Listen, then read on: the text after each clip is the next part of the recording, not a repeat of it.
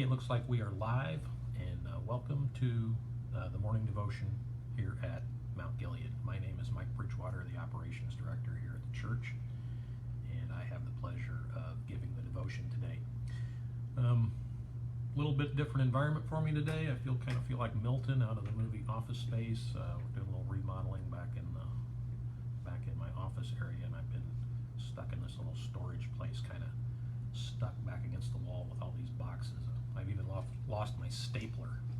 But anyway, before we get started, just want to mention the service times for Jim Rodenbeck's visitation and funeral this week. If you hadn't heard, fellow alumni, Mooresville alumni, Jim from the class of 1985, he passed away suddenly last week, leaves behind two very young kids in a life.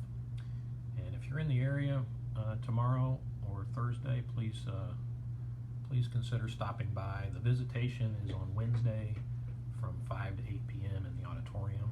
We have a very large room here. There's no issue with social distancing and things like that. And the funeral is on Thursday at 2 p.m. and Terry's going to be overseeing that funeral. So if you're in the area, please consider stopping by for Jim. So I've titled this devotion Truth, Personal, Courage, and Best. And you may be asking yourself how these words are all related. Well, earlier this month, Jeff started a new sermon series called Tools for the Times, and he started that series with a message about gathering courage. And his first point in that sermon was, it takes courage to ask questions and learn in a culture of ignorance. And when he said that immediately took me back about 15 years in my previous life when I worked at Rolls-Royce. We were working on a helicopter engine program, and at that time, I was working on a program at that time, and there was a whole bunch of type A personalities on that program, and we weren't really teaming very well. And we had a couple training classes that were just some of the best training that I ever had. The first one was a class called Crucial Conversations, which provided some techniques in how to have productive conversations when you have really high emotions in play. And the second was this concept I was introduced to called the 4 Agreements. And it was through a rather strange twist of events that I ended up actually had a personal life coach for a couple of years, and he actually may be watching this today. He's a friend of mine on Facebook, and we've stayed in touch over the years through social media.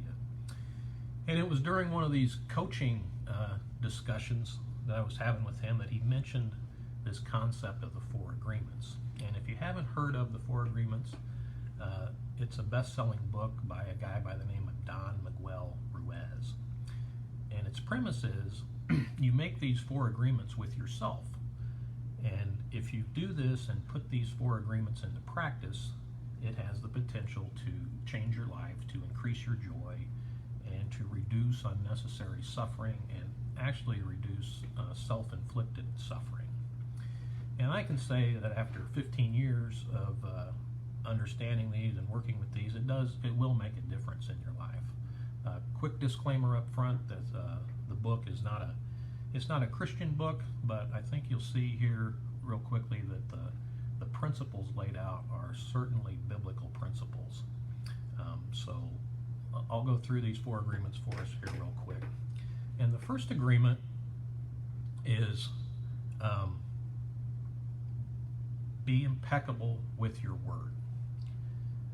And that's an easy one. That's an easy biblical one. You can go to the Big 10 Commandments and find number 9, and that talks about being impeccable with your word. And then Paul restates this in Colossians chapter 3, verses 9 through 10. He says, "Do not lie to one another, seeing that you have put off the old self with its practices and have put on the new self, which is being renewed in the knowledge after the image of its creator." The second agreement is don't take things personal. This was a much more difficult agreement for me to wrap my head around. Everything is personal, that's what I thought. And it is personal if you have the wrong mindset. We have to refer to what Paul said in chapter 12 of Romans. In verse 3, he says, "For by grace given to me, I say to everyone among you, do not think of themselves more highly than he ought to." I don't know about you, but I have a full-time job controlling my own thought life and my own conduct. I certainly cannot control what other people think or what other people do. One of my favorite questions to ask people when they are complaining about someone, they come to you saying, "Oh, this person's causing me all these problems, blah, blah, blah." And you look at them and you say, "So how much are you charging them?" And they'll look at you with this question mark on their face. "What do you mean, what am I charging them?" And you say, "Well, you're letting that person live in your head rent-free."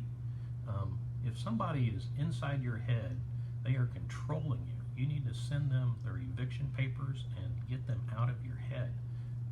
What they think and what they do is none of your business. And the third agreement is don't make assumptions. And this was Jeff's point in the sermon back on July 5th. It takes courage to ask questions. So be like the apostles and ask questions.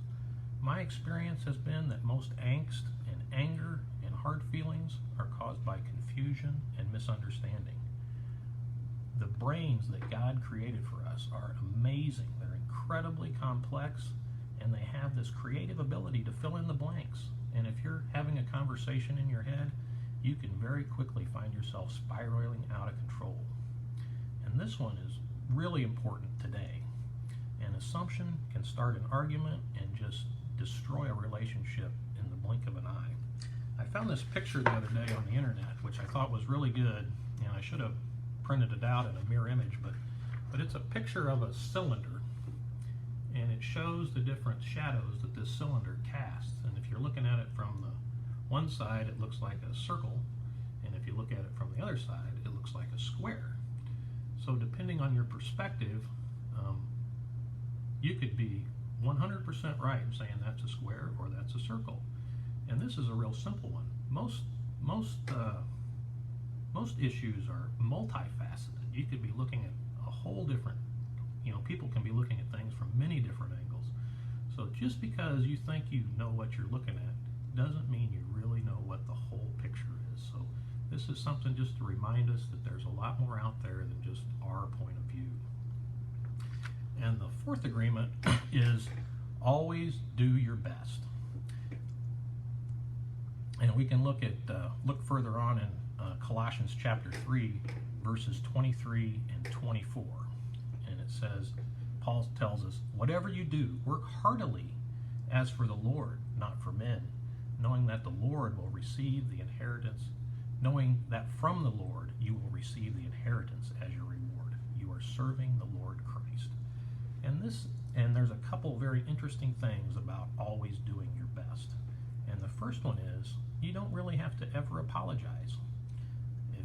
If you've done your best, you can simply say, "Hey, I did my best."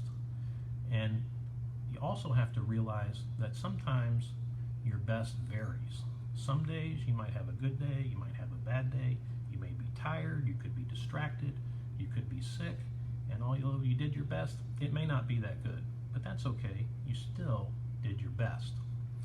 So there's a lot of content online about the four agreements. That author's name again was Don Miguel Ruiz, and I would encourage you to investigate that if you're so inclined.